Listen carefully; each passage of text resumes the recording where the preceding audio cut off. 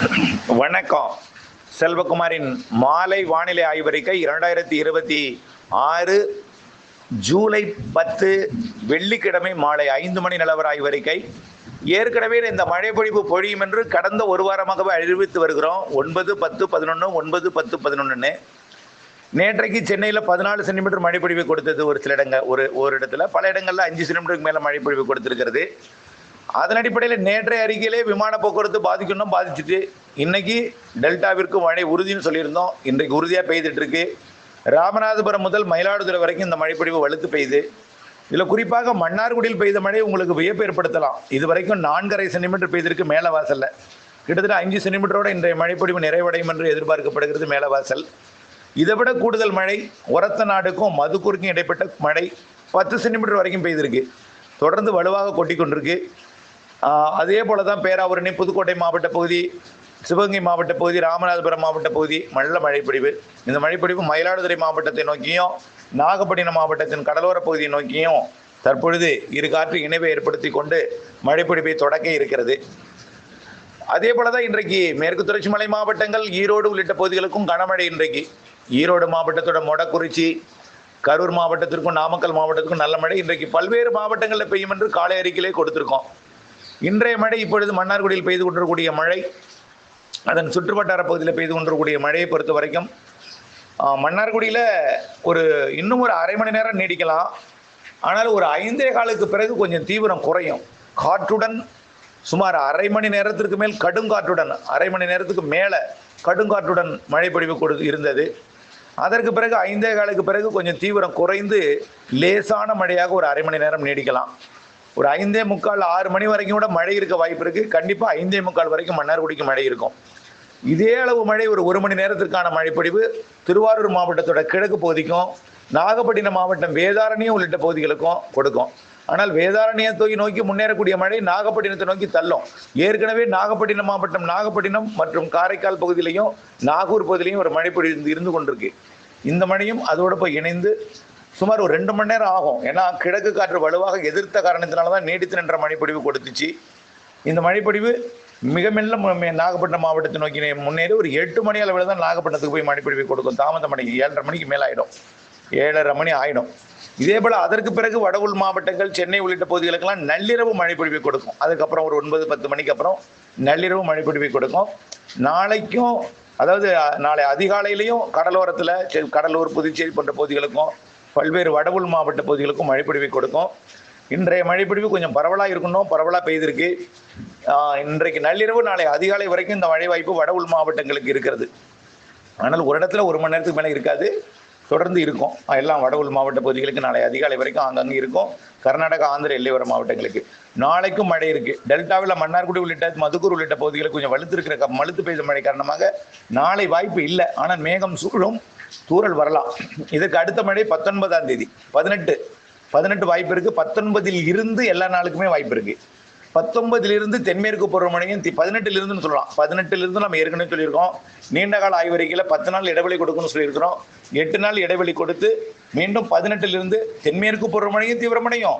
தமிழ்நாட்டின் வெப்பச்சலன இடிமழை பொழிவும் தீவிரமடையும். தமிழ்நாட்டில் வெப்பச்சலன இடிமழையும் தீவிரமடையும். வரக்கூடிய 18 இருந்து தென்மேற்கு பருவமழை அப்படியே படிப்படியாக மாத இறுதியில் நல்லா வலுத்துறோம். அதே போல் வெப்பச்சலன இடிமழை பொழிவும் தமிழ்நாட்டில் எல்லா மாவட்டங்களுக்கும் 18, 19 அப்படியே ஆங்காங்கே கொடுத்து கொண்டே இருக்கும். ஆகஸ்ட் மாதம் முதல் வாரத்தில் மேலும் வலுக்கும் தென்மேற்கு பருவமழை. தமிழ்நாட்டில் வெப்பச்சலன இடிமழை பொழிவும் ஆகஸ்ட்லையும் தொடரும். ஆகஸ்டில் சூரியன் குத்துக்கதிர் வரும். அதாவது இப்போ நிலநடுக்கோட்டை கோடையில் நம்மளுக்கு இருந்த சூரியன் குத்துக்கதிர் இப்போ ஜூன் 21ஆம் தேதி போய் கடகரைக்கு போயிட்டு திரும்பி நிலநடுக்கோட்டை நோக்கி வருது. ஆகஸ்ட் 17 செப்டம்பர் 2ஆம் தேதி வரைக்கும் தமிழ்நாட்டில் சூரியன் குத்துக்கதிர் விடும். இதனால கொஞ்சம் வெப்பம் அதிகமாக இருந்தாலும் வெப்பச்சலன மழை தமிழ்நாட்டில் நல்லா பெய்யும். தென்மேற்கு பருவமழை கேரளா, கர்நாடகாவில் பெய்யும். ஜூலை இறுதியை விட ஆகஸ்ட் மாதம் முதல் வாரத்தில் கூடுதலாக இருக்கும். ஆகஸ்ட் முதல் வாரத்தை விட ஆகஸ்ட் 15க்கு பிறகு மிக சிறப்பான தென்மேற்கு பருவமழை இருக்கு. ஆகஸ்ட் இறுதி வாரம் அணைகளை நிரப்பும் மழை இருக்கு. கண்டிப்பாக செப்டம்பர் முதல் வாரம், 2வது, 3வது, 4வது வாரம்லாம் செப்டம்பரில் கண்டிப்பாக உங்களுடைய அணைகள் எல்லா அணையும் நிரப்புவதற்கு ஏற்ற மழைப்பொழிவு தென்மேற்கு பருவமழை இறுதி கட்டமாக தான், தாமதமாக தான் தீவிரமடையும். கண்டிப்பாக அக்டோபர் 15 வரைக்கும் தென்மேற்கு பருவமழை இருக்கு. கண்டிப்பாக ஆகஸ்ட்டை விட செப்டம்பர், அக்டோபர் தான் தென்மேற்கு பருவமழை கேரளாவில், கர்நாடகாவில் பலத்த மழைப்பொழிவு கொடுக்கும்.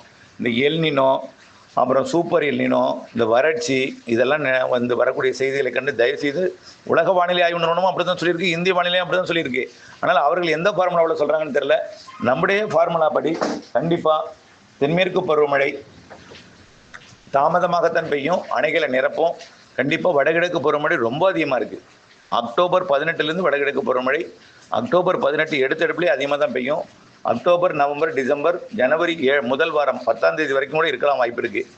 இடைவெளி குறைவாக இருக்கும், மழை இல்லாத நாட்கள் குறைவாக இருக்கும், மழை நாட்கள் தான் அதிகமாக இருக்கும். வடகிழக்கு பருவமழை அதை விட கூடுதலாக இருக்குது கண்டிப்பாக. அதே போல் தென்மேற்கு பருவமழை ஜூலை 19லேருந்து அதிகமாகும். இப்போ 8 நாள் இடைவெளி கொடுக்கும். இன்றைய மழைப்பொழிவு 1 மணி நேரம் ஆங்காங்கே இருக்கும். மன்னார்குடி மழை 1 மணி நேரத்தில் விலகும். பிறகு டெல்டாவில் நாகப்பட்டினம் மாவட்டத்துக்கு அடுத்தடுத்த மணி நேரங்களில் கொடுத்து நள்ளிரவுக்குள் வட உள் மாவட்டங்கள், வடகடலோரம், சென்னை உட்பட மீண்டும் சென்னைக்கு இன்றைக்கு மழை இருக்குது என்பதை தெரியப்படுத்த விரும்புகிறேன்.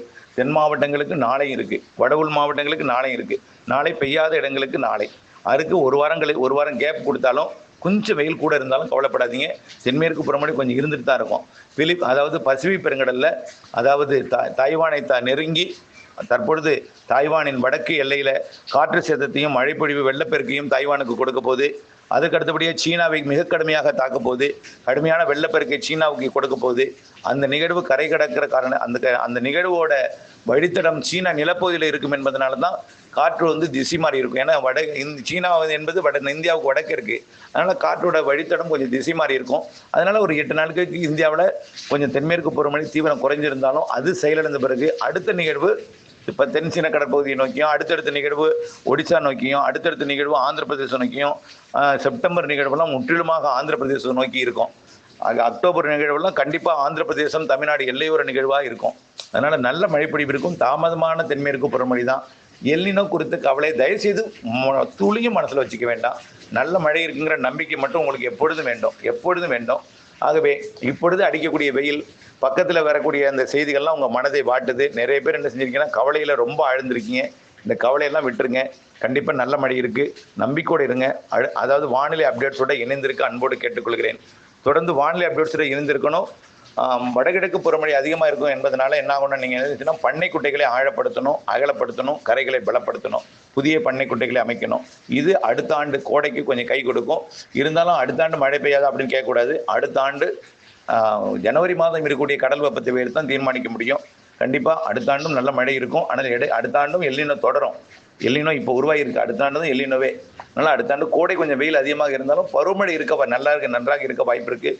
அது குறித்து நம்ம ஜனவரியில் தான் முடிவு செய்யலாம். ஆனால் இப்பொழுதைக்கு ஜனவரி வரைக்கும் தாமதமாக தொடங்கிய தென்மேற்கு பருவமழை வலுத்த மழை இருக்கும். சரியான நாளில் தொடங்கக்கூடிய வடகிழக்கு பருவமழை வலுத்து இருக்கும் என்பதை தெரியப்படுத்த விரும்புகிறேன். வானிலை அப்டேட்ஸோடு இணைந்திருப்பது கட்டாயம். நன்றி.